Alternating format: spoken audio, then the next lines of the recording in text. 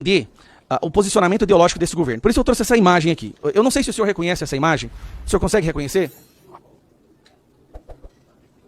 Você poderia levar para ele, por favor? Essa aqui é a imagem de um livro que o senhor escreveu um prefácio, se eu não me engano, certo? Esse é um livro que defende o Hamas, ou o lado democrático do Hamas. E aí eu gostaria muito que, assim, eu acho que a gente precisa de uma explicação, porque é muito preocupante. Esse é um livro que foi escrito para defender o Hamas. Inclusive, esse cidadão que está aqui do lado é o Ismael Haniyeh, certo? Líder do Hamas, que recentemente foi executado. O mundo está um pouco melhor agora. Eu não sei se ele era amigo seu ou não, mas foi executado. Esse cidadão foi executado pelo fascistão do Donald Trump, um dos piores e mais sanguinários e demoníacos, diabólicos líderes de grupos terroristas que o mundo já viu. Foi executado recentemente. Por que eu estou falando e levantando essa capa? Celso Amorim assinou o prefácio de livro que exalta o lado diplomático do Hamas. Celso Amorim assinou o prefácio de livro que exalta o lado diplomático do Hamas. Qual é o lado diplomático do Hamas? Cortar a cabeça de crianças? Estuprar mulheres e depois queimá-las vivas? Eu queria muito entender. Qual é o lado diplomático do Hamas? Imagina ter isso na história, na sua biografia, senhor.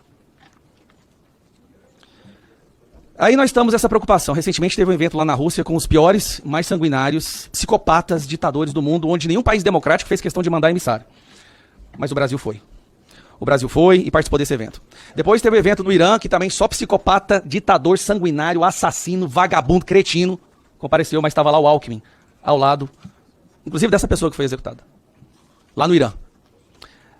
Esse é o caminho que o Brasil está indo. Aí você fala, o Brasil está sendo respeitado. Bom, pode ser, mas depende de qual grupo o senhor esteja se referindo. Se for narcotraficantes, ditadores, assassinos, psicopatas, a pior escória da humanidade, eu acredito que o Brasil não só está sendo respeitado, mas ele está sendo celebrado. Em 2010, o senhor também defendeu o Irã na ONU. O Irã, que hoje é o maior fornecedor de armas, financiador de terroristas.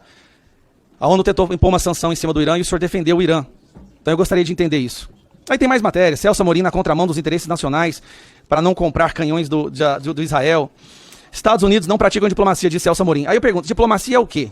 É visitar ditador, narcotraficante? É fazer prefácio para terrorista? É dizer que um grupo terrorista é, na verdade, um partido político?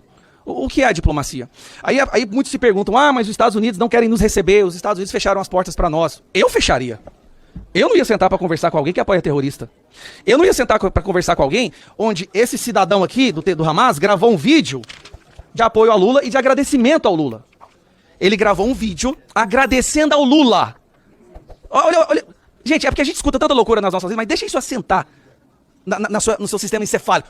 O líder do Hamas grava um vídeo de agradecimento ao Lula.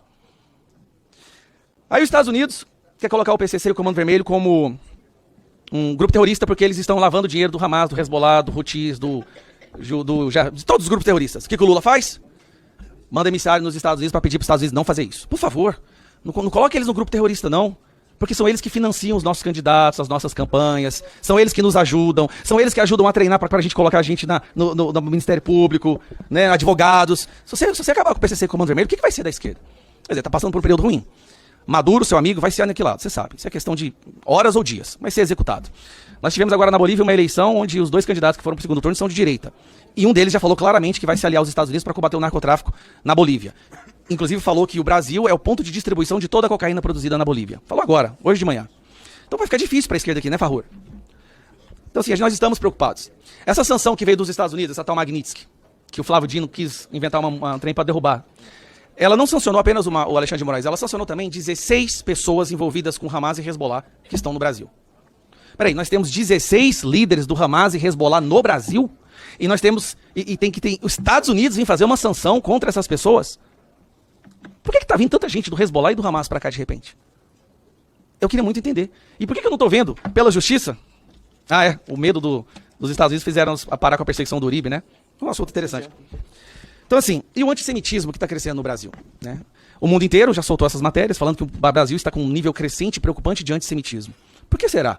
Será que é porque nós estamos recebendo gente do Hezbollah? O Brasil vai virar agora o berço dos corruptos, no caso, avião da FAB, vai lá, pega a primeira-dama condenada por corrupção e traz pra cá com o nosso dinheiro. Então aqui virou o paraíso dos corruptos. Mas parece que nós estamos virando também o paraíso dos terroristas. Por que será? O que aconteceu com o Brasil nesses últimos 2 anos e meio Que de repente nós não somos apenas uma vergonha diante do mundo. Não é nem a não diplomática, nós somos inexistentes diplomáticos. O Lula teve o microfone da ONU cortado. Tipo assim, ninguém quer ouvir o que ele tem para falar. Nós recebemos um avião da Venezuela, um avião da Rússia sancionado. Por quê? Um avião que foi sancionado, sabe por quê, colegas? Porque ele leva armas para ditaduras, para grupos terroristas, volta com drogas. É um avião que ele existe única e exclusivamente para ajudar o terrorismo, ditadores. Ele pousou no Brasil, na maior tranquilidade. Será que ele veio trazer alguém ou levar alguém? Né? Eu gostaria muito de entender por que isso aconteceu. Então, olha, como meu tempo já está acabando, teria várias outras coisas para falar, como a COP virou uma vergonha internacional. Os países estão se recusando a vir para a COP, ministro. Olha que vergonha. A COP, que seria o trunfo do Lula para mostrar como ele é um líder internacional. Países estão se recusando a vir para cá. Não só pelos escândalos de corrupção, é pelo desmatamento da Avenida Brasil na Amazônia para fazer a estrutura, mas porque não tem hotel, não tem nada. As pessoas falam, eu não vou. Primeira-dama do Peru que veio para cá, Lula xingando o Trump de nazista. Vamos ser sinceros. O Brasil é hoje o pária internacional. E eu queria saber, por que o senhor não fez nada para impedir que isso acontecesse? Ou se o senhor concorda com tudo isso que eu acabei de mencionar? Obrigado, deputado Gayer. Houve uma referência à capa que eu escrevi ao Hamas, eu não sei se eu estava certo ou errado, mas naquele momento, em primeiro lugar, é o seguinte, a maioria da população na Palestina, incluindo na Cisjordânia, apoiava o Hamas. E aquilo era um processo um processo de negociação de paz. Como é que você poderia trazer esse processo para uma coisa mais importante, que era o reconhecimento do Estado de Israel? Era esse o nosso esforço. Então, como havia uma ala, aparentemente perdeu, mas aliás, há muitas versões sobre também, digamos, a ação do 7 de outubro, né? A relação do 7 de outubro, e inclusive informações de inteligência que não foram levadas em conta. Mas o nosso objetivo era encontrar a paz. O governo da OTAN, como o da Turquia, tinha um representante do Hamas lá. Então você tem que conversar com seus adversários, você tem que conversar com aqueles com quem você discorda. E isso é válido para todos, a não ser quando chega uma situação extrema. Hoje em dia não há condições de conversar, obviamente. Mas também não há condições, praticamente, não estou comparando, cada um tem seu nível, com o atual governo israelense. Isso não é uma noção só brasileira. Os países europeus, progressivamente, como eu já disse aqui, não quero me repetir. Mas, enfim, alguém alegou aí, eu me lembro, desculpem aí, eu mantive a lista, de que o Brasil não reconhece o Holocausto. Reconhece, obviamente que reconhece, deplora. O presidente Lula visitou o Holocausto, eu visitei, já tinha visitado antes, e visitou o Museu do Holocausto. Foi abrir aqui uma entidade também voltada para isso. A minha opinião é a opinião de muitos judeus, a não instrumentalização do antissemitismo. Michel German é uma pessoa totalmente respeitada, ninguém vai dizer que ele é, não sei, uma coisa que eu tenho que repudiar, mesmo não sendo da minha alçada, estava aqui é a ideia de que o governo do presidente Lula pode ter sido financiado pelo narcotráfico. Isso aí eu tenho que repudiar, mesmo sendo um assunto fora, digamos assim, da minha alçada. Isso não tem condições. Então nós temos procurado dialogar com todos. Eu digo que hoje em dia é muito difícil, mas não foi assim. Eu tive com Ariel Sharon, pouco depois da retirada das... Estou me estendendo muito, você me fala, mas é porque... Pouco depois da retirada dos assentamentos em Gaza, foi uma conversa normal. Discordamos em muitos pontos, concordamos em outros, mas havia diálogo. Hoje em dia não há. Hoje em dia não é só o Brasil. Não é o Brasil, é os países, recentemente, países europeus, a Alemanha, que coloca isso como uma questão de Estado, diz que não vai vender armas que possam ser usadas em Gaza.